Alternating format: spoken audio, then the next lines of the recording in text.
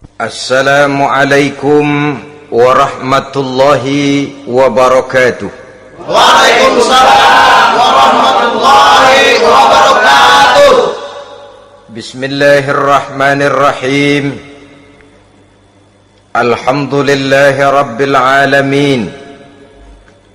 Wassalatu wassalamu ala ashrafil mursalin, imamil muttaqin, sayyidil ghurril muhajjalin, wa ala alihi wa ashabihil mujahidin at-tahirin, amma ba'du.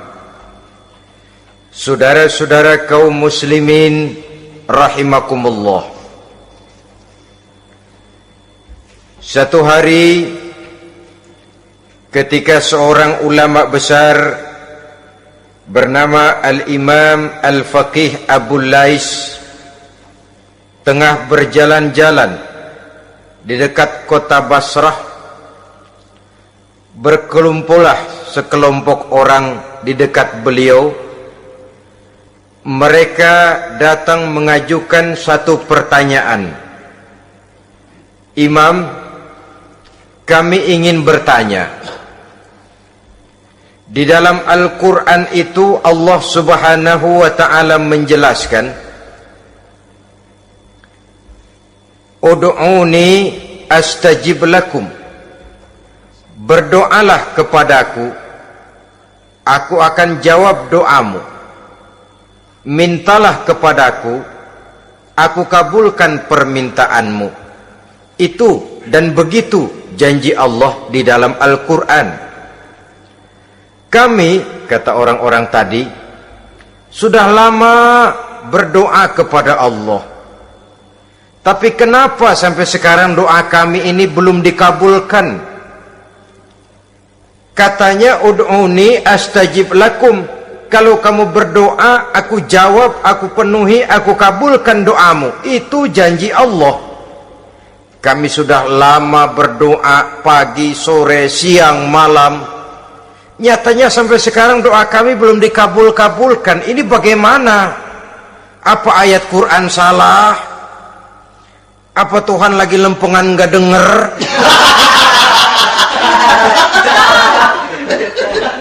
Apa doa kami yang terbalik? Kelihatannya sepele saja ini. Doa tidak didengar oleh Allah. Permohonan tidak dijawab, tidak dikabulkan oleh Allah. Tapi sebenarnya kalau kita mau merenung, kemalangan apa yang paling besar dalam kehidupan ini selain daripada kalau permohonan dan doa kita sudah tidak dihiraukan oleh Allah? Artinya hidup sudah tidak diopeni oleh Allah. Jangankan Allah, saudara-saudara, kita nggak diopeni sama mertua saja bingung. Ini mertua diem aja, kalau saya salah apa salahnya, kalau ada yang dikepengenin apa kepengenannya, boyak ngomong kenapa diem begitu. Ini tidak diopeni oleh Allah. Kemalangan apa yang lebih malang selain daripada kalau doa sudah tidak didengar oleh Allah? Itu sudah kemalangan yang paling malang, lebih malang dari kota Malang saya kira.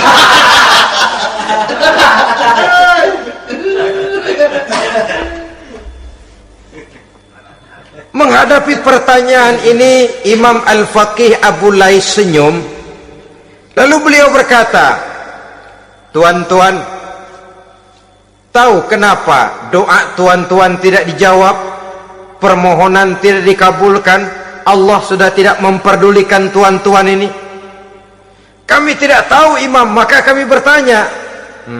Begini, hati tuan-tuan itu mati. Dari hati yang mati, channel tidak nyambung kepada Allah. Dari channel yang putus tidak ada getaran strom, bagaimana akan timbul gejala? Hatimu mati, jadi pantas kalau doa tidak dikabulkan, permohonan tidak dipenuhi, doa tidak terjawab, hatimu mati. Saudara-saudara kaum muslimin dari hati yang mati ini, getaran tidak akan sampai ke hadratullah azza wa jalla. Nah, ini juga satu penyakit yang kita sangat khawatirkan, yaitu apabila hati kita sudah mati selagi jasad masih hidup. Artinya, jadilah kita bangkai berjalan di hadapan Allah subhanahu wa ta'ala. Sementara kita sangat disibukkan dengan menggali berbagai macam jenis obat penangkal penyakit zahir, dan kita kurang perhatian untuk mencari obat penangkal penyakit batin yang kalau diserang penyakitnya menghancurkan kehidupan abadi di akhirat nanti. Perkembangan ilmu kedokteran nyata benar diikuti dengan perkembangan jenis-jenis penyakit. Makin maju ilmu kedokteran, makin modern penyakit. Ngerti juga rupanya itu penyakit. Dulu kita tidak kenal yang namanya AIDS, kita tidak tahu yang namanya liver, kita tidak kenal yang namanya stres, paling yang banyak cika, masuk angin dan sebagainya. Tapi baiklah, penyakit-penyakit batin yang menyebabkan hati menjadi mati, dan dari hati yang mati doa tidak naik, tidak didengarkan oleh Allah subhanahu wa ta'ala. Nah, kata orang-orang tadi, yang menyebabkan hati kami mati ini apa, Imam? Beliau menjawab, pertama, araftumullaha wa lam tu'tuhu haqqahu. Yang menyebabkan hatimu jadi mati, pertama, kamu kenal benar kepada Allah, tapi haknya untuk disembah, kewajibanmu untuk menyembah, tidak pernah kamu laksanakan. Bagaimana Allah tidak akan jauh dari kita kalau kita tidak akan mengadakan pendekatan kepadanya? Dan pendekatan kepada Allah hanya bisa kita tempuh melalui jalur kegiatan ritual ibadah. Allah akan terlalu jauh apabila kita hanya membicarakannya lewat filsafat dan renungan yang mendalam. Tapi Allah akan dekat dan terasa hadir dalam hidup apabila kita dekati ia dengan pelaksanaan ibadah kepadanya. Kamu kenal Allah, tapi hakmu untuk menyembah, kewajibanmu untuk menyembah, haknya untuk disembah, tidak pernah kamu laksanakan. Kalau soal Allah kita kenal bukan main. Bahkan tidak hanya kita mengajarkan kenal juga kepada anak-anak kita. Kalau ditanya siapa pencipta matahari, bulan dan bintang? Allah. Siapa pencipta lautan, gunung, hutan belantara dan sungai-sungai? Allah. Siapa pencipta bumi, matahari dan sebagainya? Allah. Sembahyang apa enggak? Bagaimana nanti?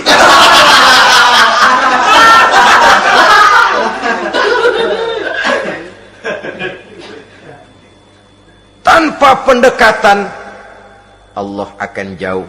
Apabila Allah jauh, maka doa tidak akan didengarkan olehnya. Oleh sebab itu, logika mengajarkan kepada kita, berpayahlah dulu, wa man ladzatu illa ba'da ta'ab, inna ma'al usri yusra. Di balik kesulitan menunggu kemudahan. Nikmat baru akan terasa, kelezatan hidup baru akan terasa setelah kita jerih payah banting tulang peras keringat. Rasanya memang lebih nikmat sepotong singkong hasil cucuran keringat sendiri ketimbang roti dijejelin orang. Ini berarti kita ingin mohon pertolongan kepada Allah, sementara dengan Allah sendiri kita jauh. Sama saja dalam kehidupan kita analoginya, saudara-saudara. Orang tidak kenal kepada saudara, tahu-tahu jauh dari saudara, tahu-tahu datang mau minjem duit. Apa kesan saudara? Enak aja, kenal enggak, deket enggak, datang-datang mau minjem duit. Emang duit percetakan bapak lu?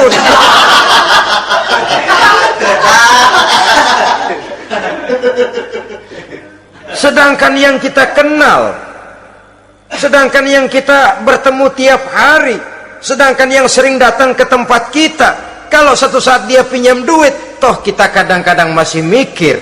Apalagi datang nggak pernah, berkunjung nggak pernah, ngobrol nggak pernah, apalagi kenal juga nggak pernah, datang-datang mau minta. Macam apa? Datang nemuin Tuhan setahun 2 kali, Idul Fitri doang sama Idul Adha. Doa cerewet banget, apa itu? Apa aja diminta. Saudara hadirin, bagaimana doa akan kabul, permohonan akan dijawab? Jikalau kita jauh dari Allah, kita kenal Allah, haknya untuk disembah, kewajibannya untuk menyembah, tidak pernah kita laksanakan. Itu yang menyebabkan hati kita lalu menjadi mati. Padahal mengenal Allah, setelah mengenalnya, mengadakan pendekatan kepadanya melalui ritual ibadah yang dicontohkan oleh Rasulullah Sallallahu Alaihi Wasallam.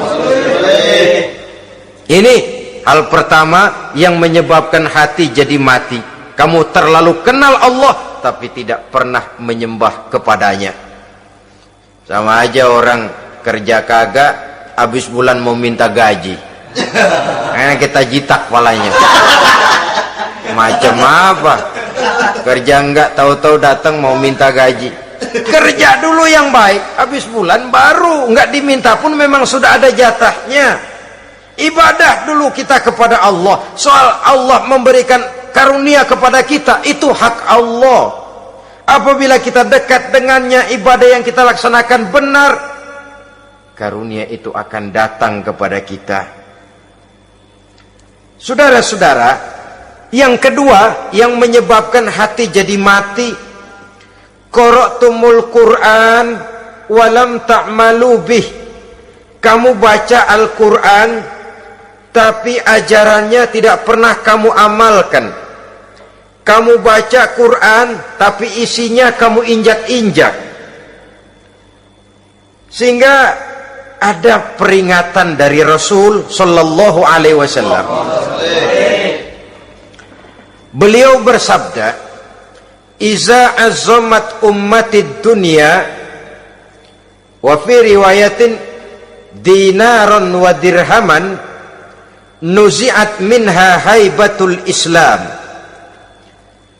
Wa iza turikatil amru bil ma'rufi wan nahyu 'anil munkari hurimat 'alaihim barakatul wahyi. Wa iza tasabat ummati saqatat min 'ainillah." 3 peringatan keras tapi yang merupakan gejala penyakit kita umat Islam diperingatkan oleh Nabi kita. Pertama, iza azzamat ummatid dunya. Apabila umatku telah terlalu mengagung-agungkan dunia, apabila umatku telah jatuh menjadi umat yang materialistis, segalanya diukur dari sudut keduniaan saja, nuzi'at minha haibatul Islam, maka akan dicabutlah dari mereka kehebatan agama Islam. Hilang kehebatan Islam apabila kita jatuh menjadi umat pengagung dunia, penyembah materi.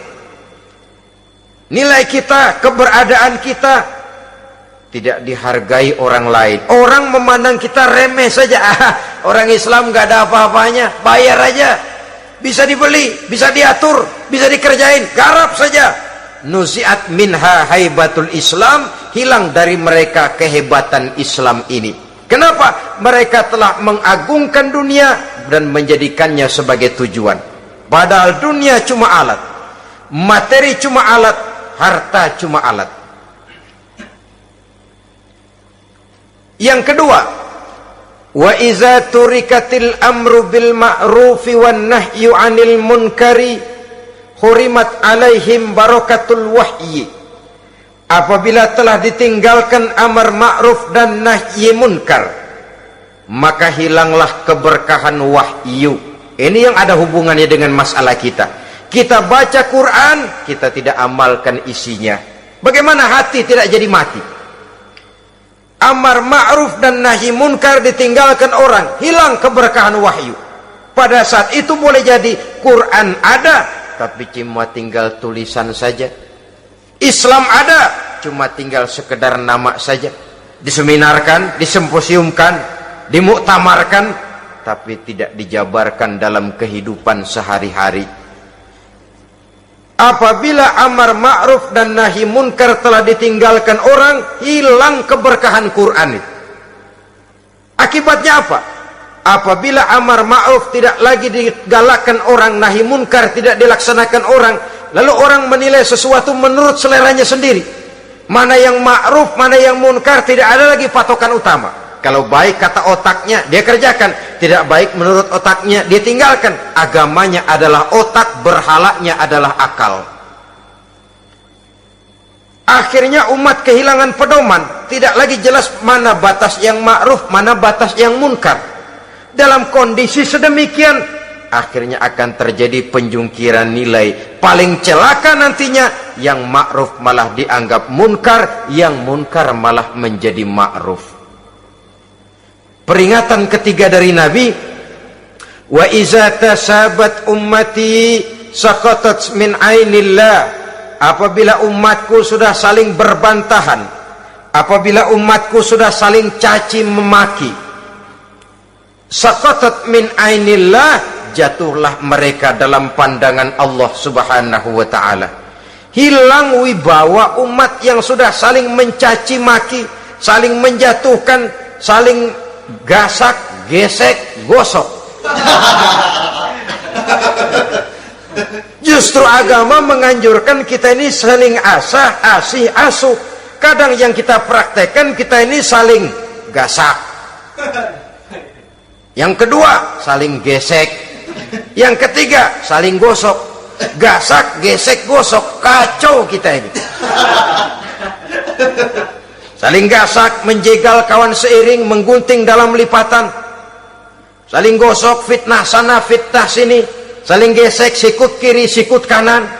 Tidak peduli orang lain luka dan sebagainya. Yang penting dia bisa nangkring. Jatuh kita dalam pandangan Allah apabila umat sudah saling mencaci maki. Maka kita kembali kepada persoalan hal kedua yang menyebabkan hati jadi mati, qara'tumul Qur'an walam ta'malu bih. Kita baca Al-Qur'an tapi ajarannya nyaris tidak kita amalkan di dalam kehidupan kita. Akibatnya hati lalu jadi mati. Itu yang kedua. Yang ketiga yang menyebabkan hati jadi mati dan doa tidak terjawab, idda'aitum annakum min ummati Muhammadin sallallahu alaihi wasallam wa lam ta'malu bi sunnatihi. Kamu mengaku, kamu memproklamirkan diri sebagai umatnya Nabi Muhammad, tapi sunnahnya tidak pernah kamu amalkan. Malahan perkembangan paling akhir bukan saja tidak mau mengamalkan sunnah, malah mengingkari sunnah. Inna lillahi wa inna ilaihi raji'un. Oh, Nabi Muhammad itu manusia biasa seperti kita. Sebagai manusia dia bisa salah. Dan ternyata hadis banyak yang palsu. Yang otentik cuma Quran, selebihnya adalah sejarah. Tidak ada itu sunnah, langsung saja kepada Quran. Oh, hadis itu bukan sumber hukum. Oh, tidak perlu mengamalkan sunnah. Saudara-saudara kaum muslimin, mengaku kita umat Nabi, tapi sunnahnya kita campakkan, tidak kita amalkan. Setelah tidak kita amalkan, kita campakkan. Setelah kita campakkan, kita ingkari pula. Inna lillahi wa inna ilaihi raji'un. Bagaimana hati tidak jadi mati?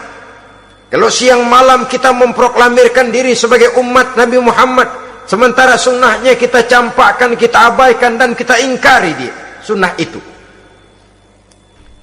Padahal, jikalau sekarang kita mengenal Islam, jikalau kita sekarang ngerti halal haram, tahu hak batil, bisa memilah dan memilih antara yang ma'ruf dengan yang munkar, itu utamanya adalah karena jasa Nabi Muhammad sallallahu alaihi wasallam yang dari generasi ke generasi dilanjutkan oleh para sahabat, oleh tabi'in, oleh tabi'it tabi'in, terus oleh para ulama-ulama sampai kepada kita sekarang ini. Walaupun beliau hanya berfungsi sebagai penyampai, tapi kepribadiannya dijadikan model oleh Allah Subhanahu wa taala di dalam kita melaksanakan kehidupan beragama. Bahwa beliau manusia seperti kita, memang dalam arti unsur biologisnya ya manusia, punya darah, punya daging, punya hati, punya perasaan, bisa sedih, bisa gembira, tetapi beliau itu termasuk basyarun la kal basyar, manusia yang tidak seperti manusia pada umumnya, punya spesifik. Dan itu wajar sebagai seorang Rasul pilihan Allah, apalagi merupakan Rasul pilihan dari sekian puluh pilihan. Bahwa jamrud itu batu memang, tapi nilainya kan berbeda dengan batu kolar. Satu truk batu kolar dengan barangkali segenggam batu jamrud, nilainya tentu jauh lebih mahal batu jamrud. Kalau soal batunya, sama batunya, tapi nilainya berbeda karena esensinya berbeda. Kita manusia, Nabi Muhammad juga manusia, sama manusianya memang, tapi kualitasnya, nilainya tentu jauh panggang daripada api. Itu sebabnya Allah menjadikan beliau sebagai model. Laqad kana lakum fi rasulillahi uswatun hasanah. Di dalam diri Rasul itu terdapat contoh teladan yang sangat baik bagi kita. Oleh karenanya, pada pertemuan kali ini, apabila kita konsekuen mengaku umat Nabi Muhammad, marilah konsekuen juga menegakkan sunnahnya. 3. Yang keempat, yang menyebabkan hati jadi mati dan doa tidak terjawab, akaltum ni'mata rabbikum walam tashkurulah. Tiap hari kamu makan nikmat Tuhanmu, tapi kamu tidak pernah mau bersyukur kepadanya, kepada Allah Subhanahu wa ta'ala. Nikmat Tuhan kita doyan banget, tidak pernah sehari dan sesaat pun terlepas diri dan hidup ini dari nikmat-nikmat yang diberikan Allah. Sejak kita bangun tidur sampai tidur kembali, bahkan tidur itu sendiri, di pasar, di sawah, di kantor, dimanapun kita berada, nggak pernah nikmat Allah berhenti. Hidup kita dalam alam diberikan segala fasilitas untuk menunjang kehidupan.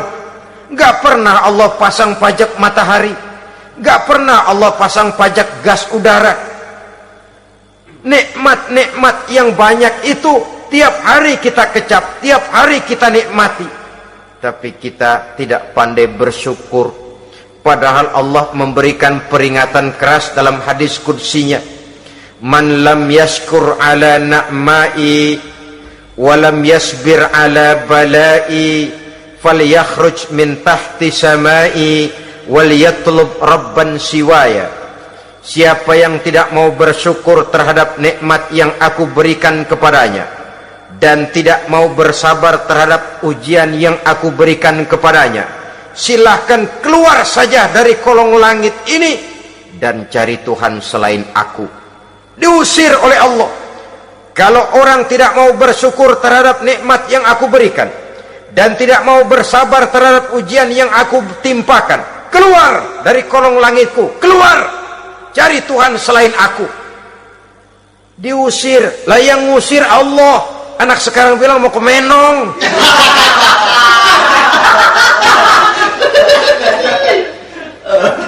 Kalau diusir kita dari Jakarta, masih bisa pindah ke Bandung. Diusir kita dari Bandung, bisa pindah ke Jogja, Solo. Diusir kita dari Indonesia, bisa pindah ke Singapura, Malaysia. Diusir dari kolong langit, mau cari langit mana lagi? Kalau kau tidak mau mensyukuri nikmatku, tidak sabar terhadap ujian yang aku berikan kepadamu, keluar saja, keluar dari kolong langitku ini, cari Tuhan selain aku. Kalau istilah kita mah Tuhan udah jengkel banget udah itu. Nikmatku, yang nikmat yang aku berikan kau makan, tapi kepadaku engkau tidak pernah mau bersyukur. Saudara-saudara kaum muslimin rahimakumullah, wajar. Kita dulunya tidak ada, sekarang ada, nikmat. Susunan biologis manusiawi kita demikian cantik, nikmat. Tinggal di bumi, fasilitas yang kita perlukan disediakan, tinggal kemampuan kita mengelolanya, nikmat. Diberikan kita otak yang membedakan kita dengan binatang, nikmat. Diberikan kita agama, diutus para rasul untuk jadi model dalam kehidupan kita, nikmat. Kalau cara kita emang kurang apa sih? Apa yang kurang, hai manusia? Engkau tidak ada, aku adakan.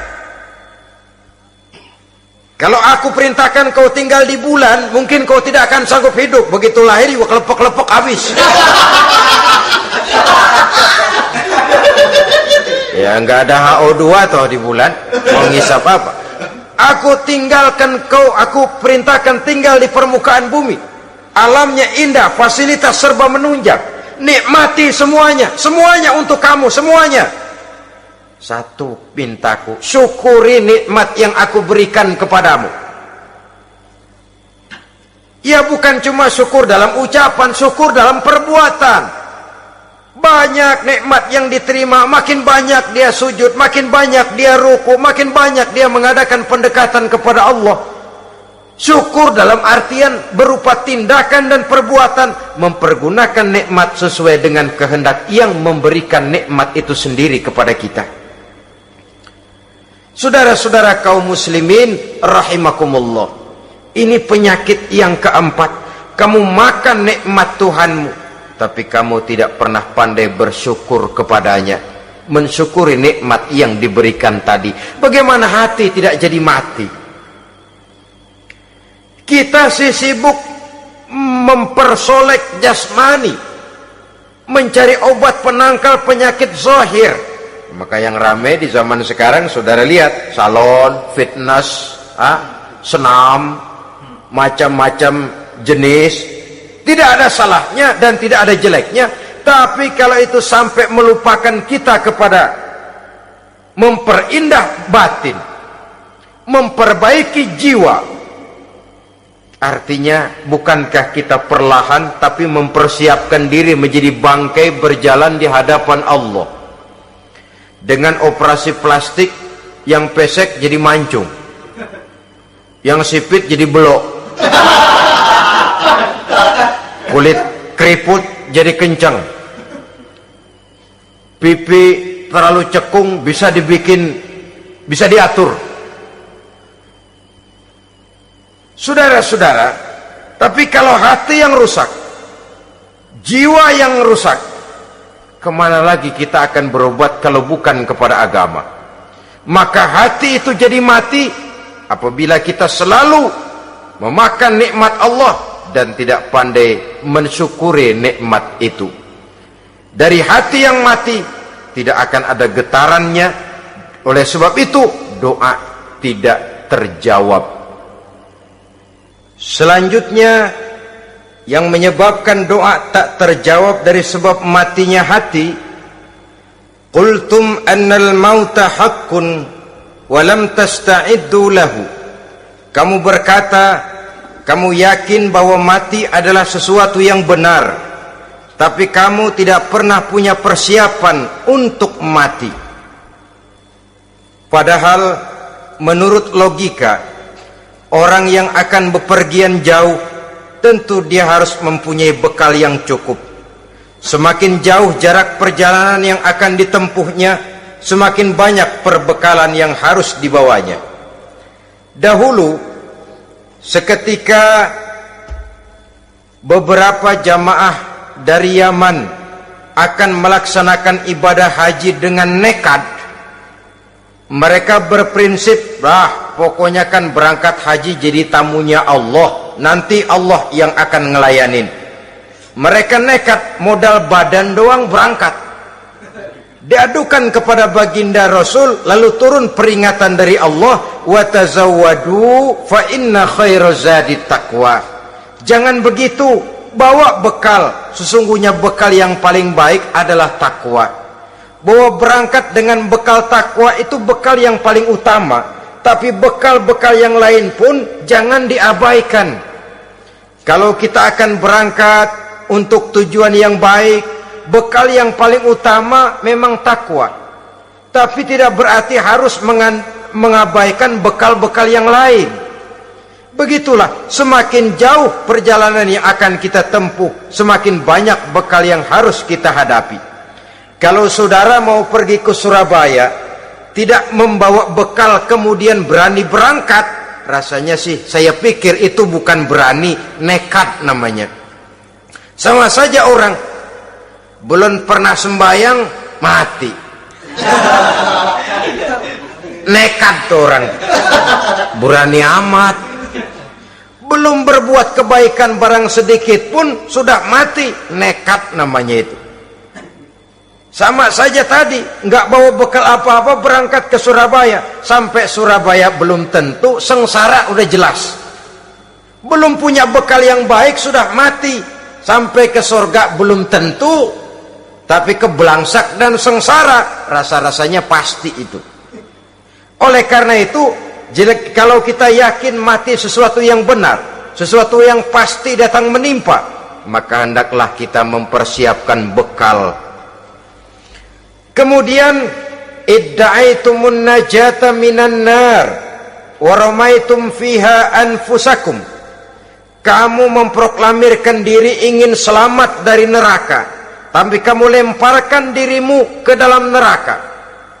Bagaimanapun bajingannya bajingan, kalau ditanya ente mau masuk neraka enggak, jawabannya pasti enggak.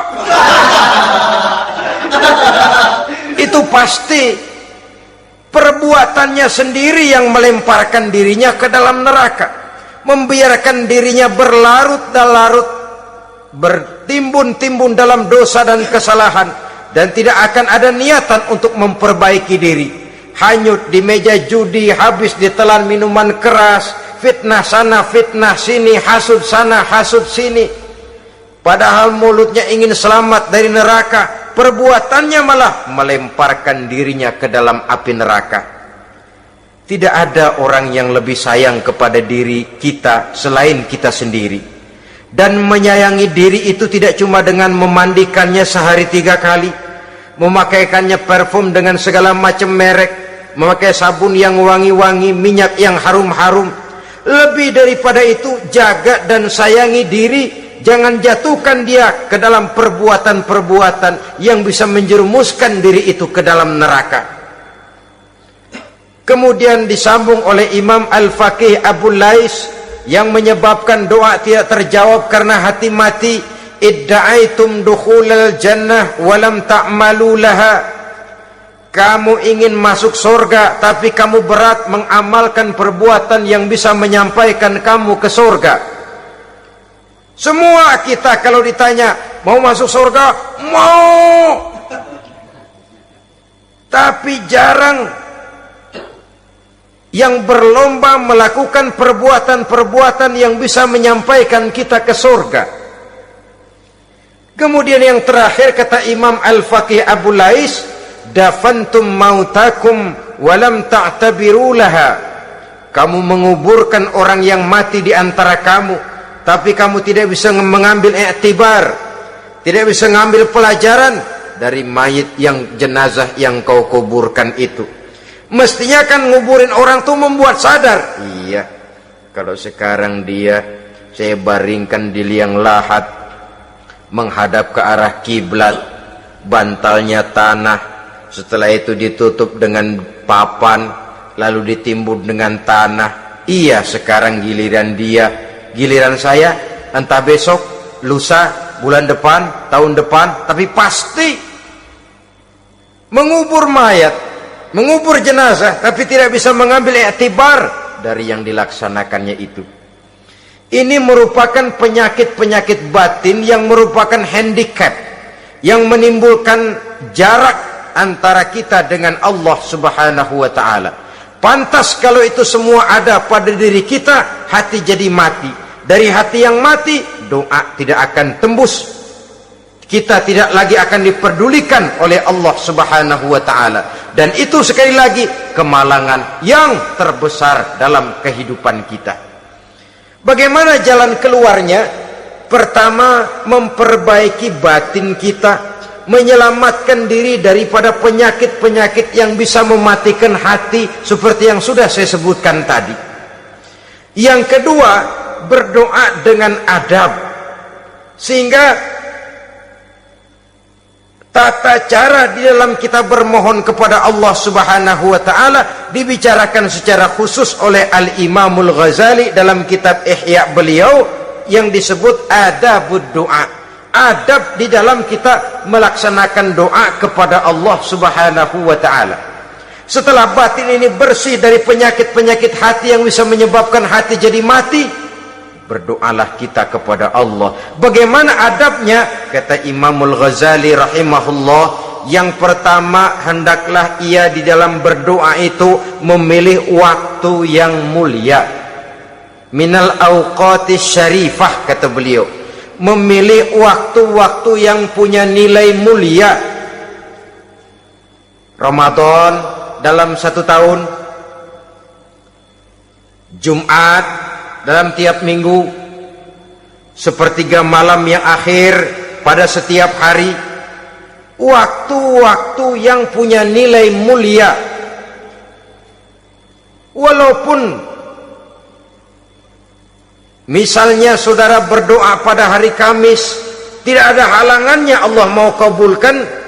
Ini tidak berarti bahwa kalau sudah berdoa hari Jumat lalu hari Kamis tidak mau berdoa, tidak. Lebih memilih mengintai waktu-waktu yang punya nilai mulia. Lailatul Qadar sekali dalam setahun, waktu-waktu yang punya nilai mulia. Logikanya begini, saudara-saudara, kalau kita datang ke rumah seseorang, tujuan utama kita minjem duit, yang paling pertama kita perhitungkan tanggal berapa nih? Kan itu toh, tanggal berapa? Kalau tanggal 20 atuh minjem duit, orang lagi ngap-ngapan, boro-boro dia bisa minjemin, dia sendiri mungkin lagi pusing. Kita lebih dulu kita amatin tanggal berapa nih yang enak, sore apa siang, jam 2. Jam 2 dia baru pulang dari kantor, tapi giliran tidur. Kalau dia tidur dibangunin, datang mau minjem duit, kagak dimaki-maki sudah kebagusan deh.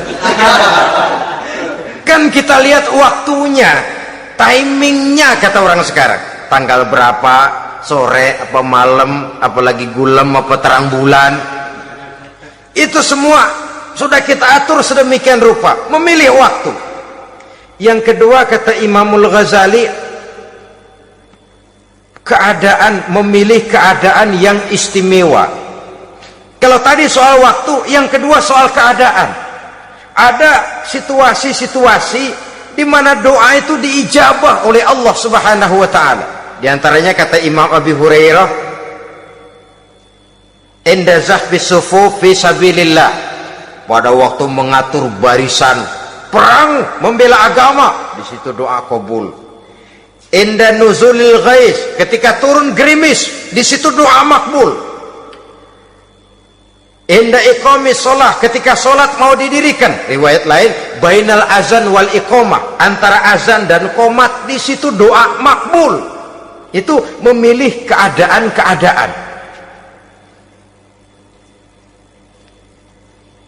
Kemudian yang ketiga, kata beliau, berdoa menghadap kiblat.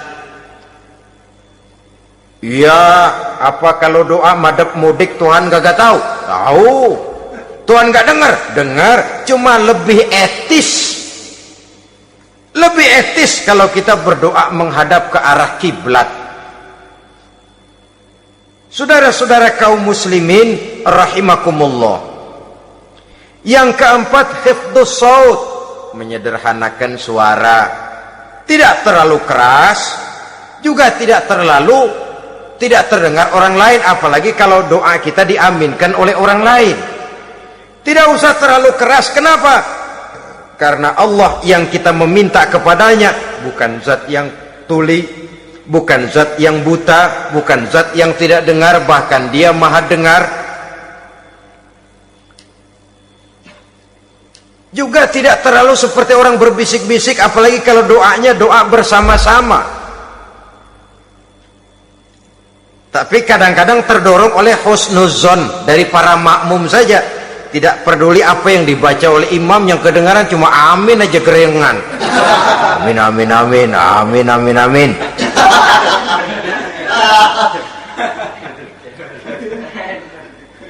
Juga tidak terlalu keras seperti orang berdoa, seperti orang pidato. Saudara-saudara kaum muslimin rahimakumullah. Yang kelima, alla yatakallafa saja fid doa.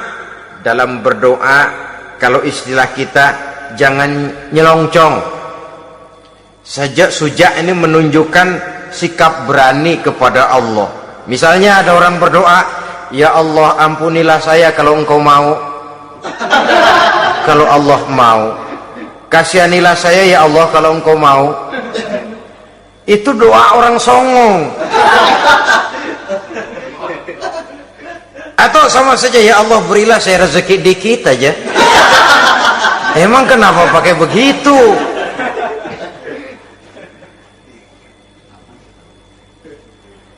Allah yatakallafa saja fid doa. Yang keenam kata Imamul Ghazali, at-tadarru' wal khusyu'. Dengan tadarru' dan khusyuk, dengan sikap tawadu, benar-benar ya seperti kita lah kalau datang memang menghajatkan pertolongan dari seseorang, segala action kita atur supaya hajat kita itu kabul, kan begitu. Kadang-kadang istilah orang kalau perlu ngesor mah ngesor dah, yang penting permintaan dikabulkan, gitu saja. Kita lihat sekarang ini ramai orang bicara soal film-film Parno. Kelihatannya pendatang-pendatang baru, pokoknya asal bisa main dah, bugil ya bugil dah. Yang penting nyohor, bisa tampil. Walaupun dalihnya semua sama, mula-mula cuma iseng. Adegan panas bagaimana? Kalau tuntutan skenario apa boleh buat? Apa boleh buat? Emang nggak bisa milih. Setelah film beredar baru saya juga jijik ngeliat, ya tadi kemana waktu bikin? Udah jadi baru jijik, bikinnya merem memang itu.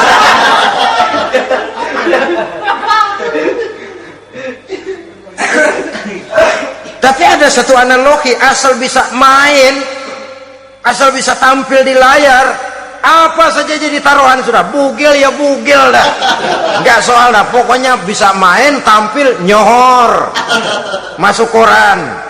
Udah seperti kata-kata orang Arab, bul ala zamzam fatu'raf. Kalau pengen terkenal kencingin sumur Zamzam.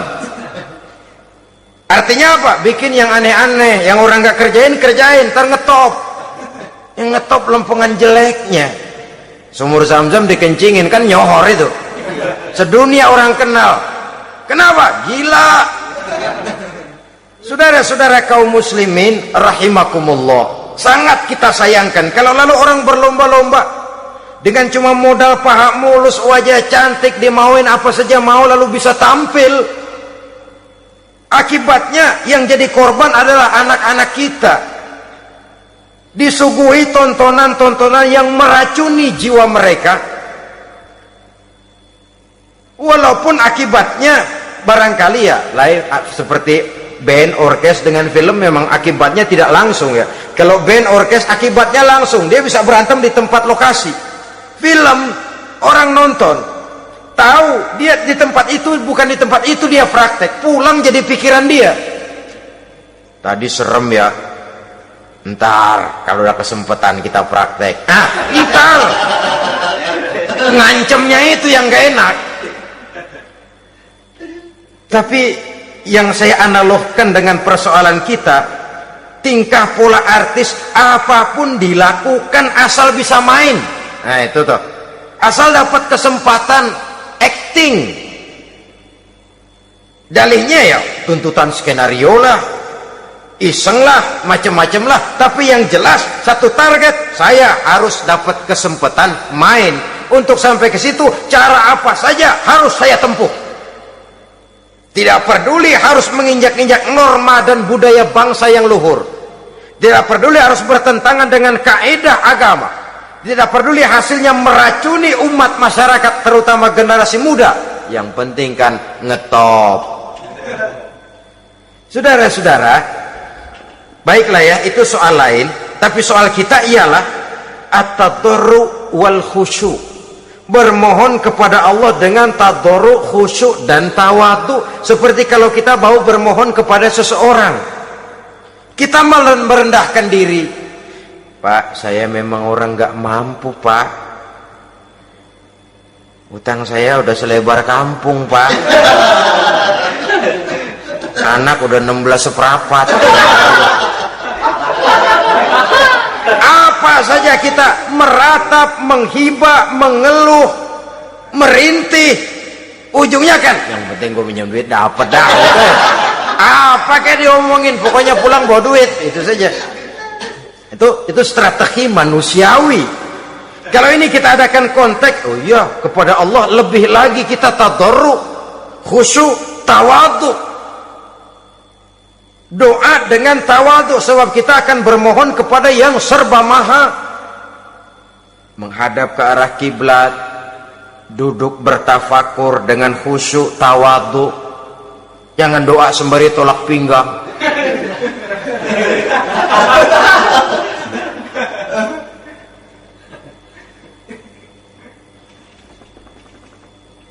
Yang ketujuh, kata Imamul Ghazali, ayyujzimad du'a wa yuqina bil ijabah. Hendaknya dia menjazamkan doanya itu dan yakin bahwa doanya akan dikabulkan oleh Allah. Sebab kata Nabi, innallaha la yaqbalu du'aan min qalbin ghafilin lahin. Allah subhanahu wa ta'ala tidak akan menerima doa dari hati yang lalai dan main-main. Doa ke orang ugah-ugahan.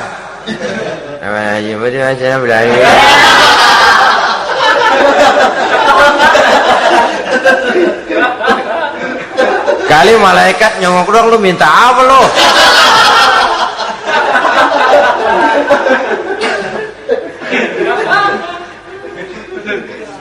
Seperti tadi itu, kita datang mau minjem duit sama orang, ngomongnya ogah-ogahan. Minjem duitnya dikasih syukur, enggak ya udah. Ya enggak lah, enggak dikasih sudah.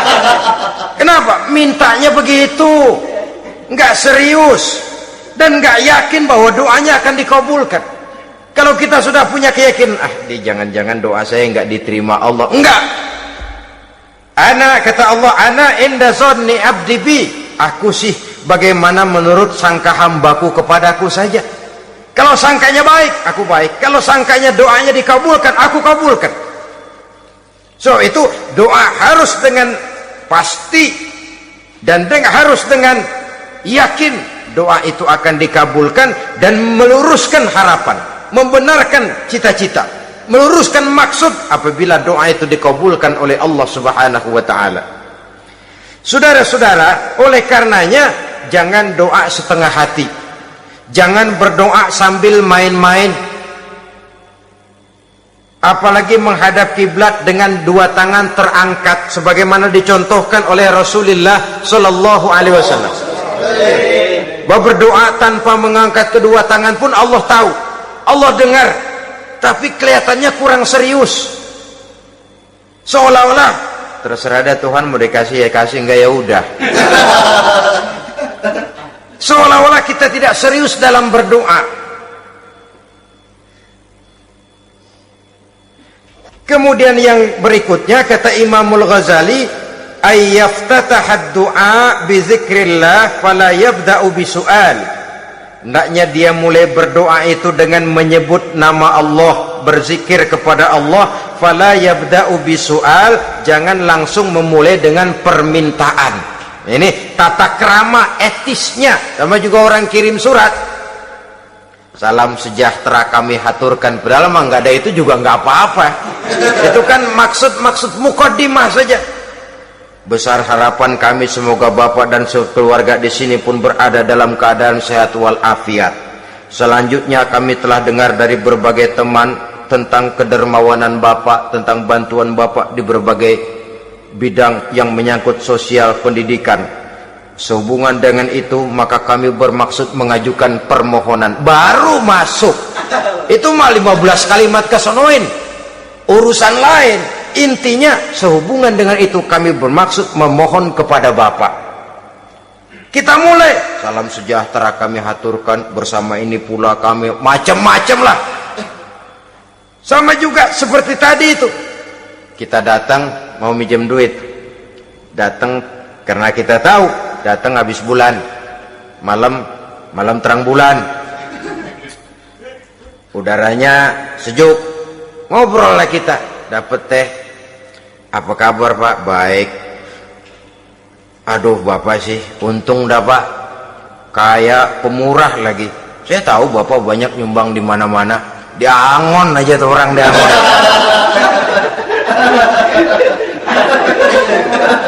Kira-kira udah mau telap aja baru dikedat. Ngomong-ngomong Pak, nah mulai deh kalau udah ngomong-ngomong, ngomong dah tuh mulain. Baru masuk. Jadi etisnya berdoa itu dimulai dengan zikrullah. Karena itu umumnya dimulai dengan Alhamdulillahi Rabbil Alamin. Kita puji dulu Allah.